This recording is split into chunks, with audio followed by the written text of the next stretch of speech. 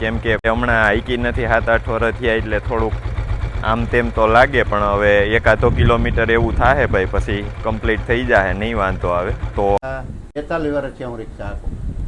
તો અટાણે કદાચ સેટું જવાનું હોય તો જઈ આવું. હા, અટાણ ગમે ત્યાં જાવ ને, અટાણ સુરત જવું હોય તો હજી મને હડપ થઈ જાય. હાલો મિત્રો, અટાણે વાગી ગયા છે સવારના 10 અને આપણે જવાનું છે ભાઈ ગળોદર. તો ગળોદર ભાઈ આપણે એ કામે જવાનું છે કે મારા બાપુજી અને નવગણ ત્રણેય ગયા હતા રાજકોટ રમેશભાઈ ભેગા 4 વ્હીલમાં, અને હવે અટાણે આવે છે બસમાં. તો આપણે જવાનું છે તેડવા, અને આ તેડવા સકડો રિક્ષા લઈને જવાનું છે. કેમ કે ભાઈ આ સકડો રહ્યો એ આપણે લગભગ નહીં આંક્યો હોય તો એ 7 થી 8 વર્ષ થઈ ગયા આપણે આંક્યો નથી, પણ જોઈએ આજે આપણે ટ્રાય કરીએ હાલે કે નહીં, અને આપણે આ સકડો લઈ અને તેડવા જાઉં. તો ભાઈ જોઈએ આજ 7-8 વર્ષે સકડાનો આનંદ લઈએ હાંકવાનો. તો આપણે રિક્ષા લઈ અને ગળોદર તેડવા જાઉં આગળ. તો હાલો આપણે પણ ટ્રાય મારીએ હવે આપણી કીધે સકડો હાલે છે કે નથી હાલતો એ. કેમ કે ભાઈ બહુ ઝાઝો ટાઈમ થઈ ગયો, આપણે સકડો હાંકેલો છે એવું નથી, પણ બહુ ઝાઝો ટાઈમ થઈ ગયો તે પછી આપણે હાંક્યો જ નથી. તો હાલો આપણે હવે સકડાને આનંદ લઈએ. હાલો તો ભાઈ હવે આપણે પહેલાં ચાલુ કરી લઈએ, કેમ કે હવે જો કીકે ચાલુ થાય કે ભાઈ હવે દોરીએ થાય, આપણે તો ઝાઝો ટાઈમથી આને હાંકી નથી. જોઈએ પણ આપણે મૂકશું નહીં, ગમે એ રીતે આને ચાલુ કરી લે હું. તો ભાઈ પહેલાં આપણે આને કીકથી ટ્રાય કરીએ.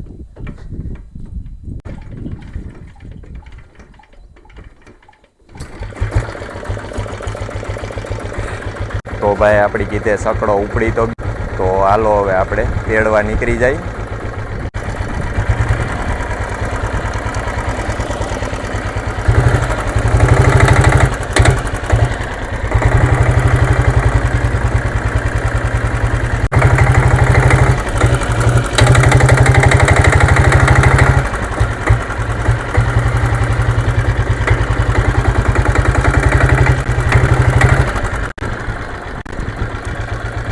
હાલો તો ભાઈ હવે આપણે ડેલા બાયણે તો કાઢી લીધી છે, અને હવે આપણે જઈએ ભાઈ. કેમ કે હમણાં હાઈકી નથી 7-8 વર્ષ થયા એટલે થોડુંક આમ તેમ તો લાગે, પણ હવે 1-2 કિલોમીટર એવું થાય ભાઈ, પછી કમ્પ્લીટ થઈ જાય, નહીં વાંધો આવે. તો હાલો આપણે જઈ અને તેડી આવીએ.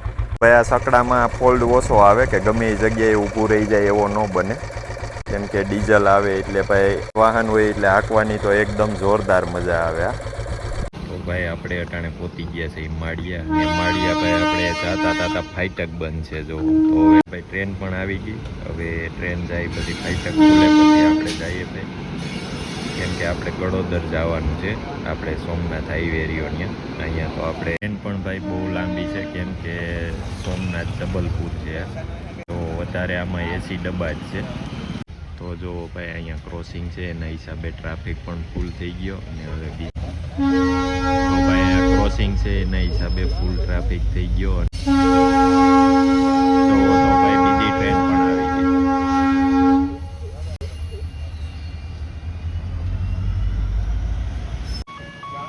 તો જો ભાઈ અટાણે ફાટક ખુલી ગઈ, અને હવે આપણે ટ્રાફિક હરવી પડવા દેવું, કેમ કે આપણને ઓછી ફાવે છે એટલે. હાલો તો ભાઈ આપણે અટાણે મારા બાપુજીને મારા બા અને નવગણ એને તેડી અને આવતા રહ્યા.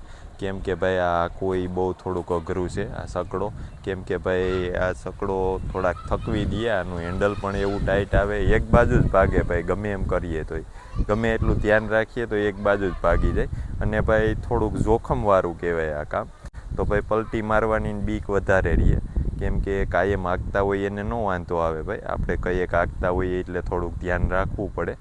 જોકે આપણે તો ભાઈ થાકી ગયા હતા, કેમ કે આ બધું એકદમ દુખવા માંડે ભાઈ. થોડોક રોદો હોય તો પણ આમાં બહુ લાગે આપણને. તો ભાઈ આ થોડોક અઘરો છે સકડો હાંકવો. અહીંયા ભાઈ એ આવી ગયા મારા બાપુજી, એટલે આપણે તો એને ત્યાંથી નથી દઈ દીધો તો સકડો. તો ભાઈ સકડો થોડોક અઘરો છે, અને મારા બાપુજી તો ભાઈ મને સાંભળે તેદુના સકડો હાંકે લગભગ. તો કેટલો ટાઈમથી હાંકે એ તો આપણે પૂછીએ. હાલો ક્યાં સુધી સેટે જઈએ એવા એ પણ આપણે પૂછીએ, કેમ કે આપણું તો કામ જ નહીં ભાઈ આ સકડો હાંકવો હોય. હવે કે નોંધારું વાહન આવે ભાઈ, પડવાની બીક બહુ લાગે, પલટી મારવાની. ભાઈ આનું હેન્ડલ રહ્યું એકદમ ટાઈટ આવે, કેમ કે આપણે તો ભાઈ 7 થી 8 વર્ષે હાંક્યો, અને આપણે કઈએ હાંકતા હોઈએ પાછો, કાયમ તો આપણે હાંકતાય ન હોઈએ. એમાંય ભાઈ ભરેલ હોય તો એ તો એકદમ વધારે ભારે લાગતું હોય, મને એવું લાગે છે. ક્યાં ગયો તો?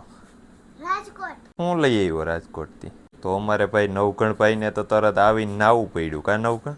હા, આ છે કોટલું.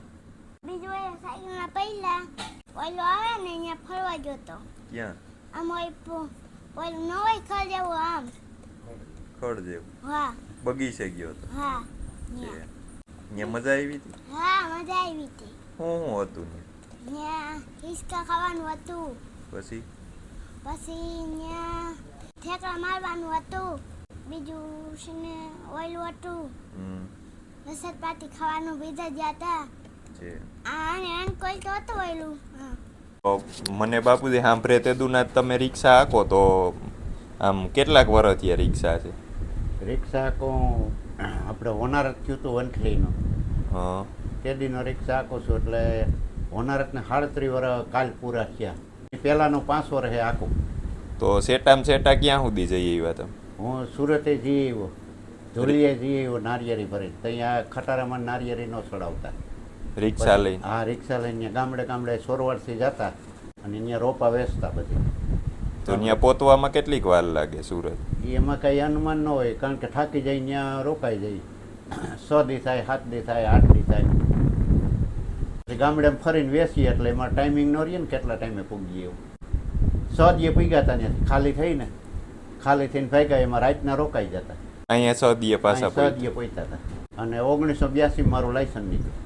હોનારતમાં જે હોનારત થયું ને તો એ બધી લાયસુ હારવાના અમે જતા રિક્ષામાં વંથલી હોનારતમાં. એટલે ઓછામાં ઓછા 42 વર્ષથી હું રિક્ષા હાંકું. તો અટાણે કદાચ સેટું જવાનું હોય તો જઈ આવું? હા, અટાણ ગમે ત્યાં જાવ ને, અટાણ સુરત જવું હોય તો હજી મને હડપ થઈ જાય રિક્ષા લઈ. હા, રિક્ષા લઈને હું સુરત વયો છું. અહીં તો ભાડું દેવા વાળો જોઈએ.